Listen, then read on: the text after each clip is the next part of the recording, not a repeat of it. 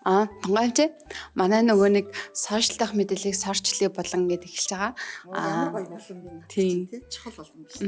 Тэгээд энэ дэр нөгөө нэг эмэгтэй ээжүүдийн групп дээр нэг асуудал байгаа юм байна. Хоёлаа энэ дэр нэг эмчийнхаа зүгээс зөвлөгөө өгвөл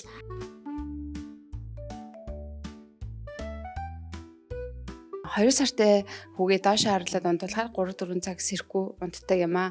Ингэж доош харуулж унтуулах нь хэр зүгээр идэм бол гэсэн асуудал байна. За тэгэхээр хүүхдийн хувьд бол 2 сартай хүүхд гэж штэ тий. Тэгэхээр нэлээд бага хүүхд гэсэн. Зүгээр том хүүхдийн хувьд бол энэ асуудал бол арай өөрөөр яригдана.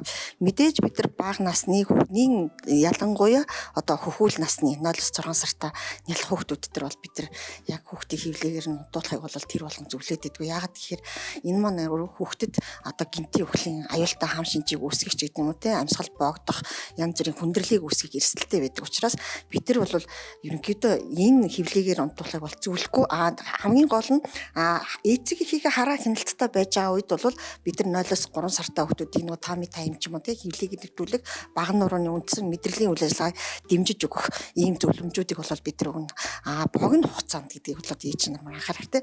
Тухайн хүүхдийн хувьд 2 сартай байгаа хүүхд маань 2-3 цаг мэдээж ээжийнхаа аавынхаа хяналтанд ч юм уу гэж унтж байгаа бол энэ ээжэд зөвлөхөд юу гэхээр ер нь бол энэ бол хүүхдийг унтуулах хамгийн зөв байрлал бол биш юм аа. Тэгэхээр хүүхдээ яаж унтуулах вэ гэдэг бас зөвлөмжийг бол мэрэгжлийн эмчээс бол хандаад авах нь бол зүйтэй бах тий.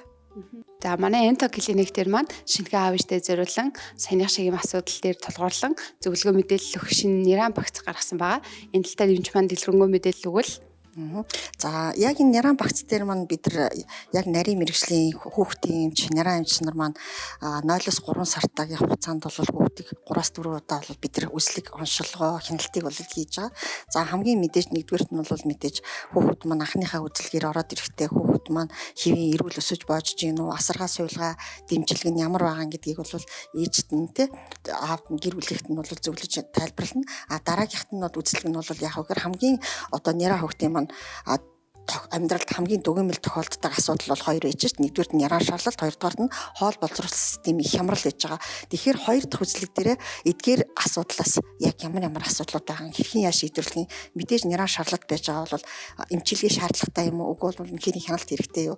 Хоол боловсруулах системийн талаас илэрж байгаа өөрчлөлтүүд нь яг ямар өөрчлөлтүүд байгаа юм? Энэ дээр нь хэрхэн ямар дэмжлэг үзүүлэх юм бид нар тийм яаж энэ зовир хандлагааг хүүхдэд маань хөнгөвчүүлж өгөх юм гэдэг талаас нь өгнө. Тэгээ хамгийн сүүлийн үзлэг хяналтаар мэдээж ирээдүйд үүсэх асуудал байна уугүй юу энэ хүүхдэд тийм үү. Тэгээд үнэхээр энэ хүүхдийг эрүүл өсгөж боожулж хахад ээж аав маань хэрхэн хандаж байгаа яг үнэхээр өнөөдөр асаргаа суулган зүг болоод чиглээд явж гинүү гэдгийг хянаад ингээд явах ийм чухал багц байж байгаа. За мэдээлэл өгсөн Тунгай эмчтэй маш их баярлалаа. За баярлалаа.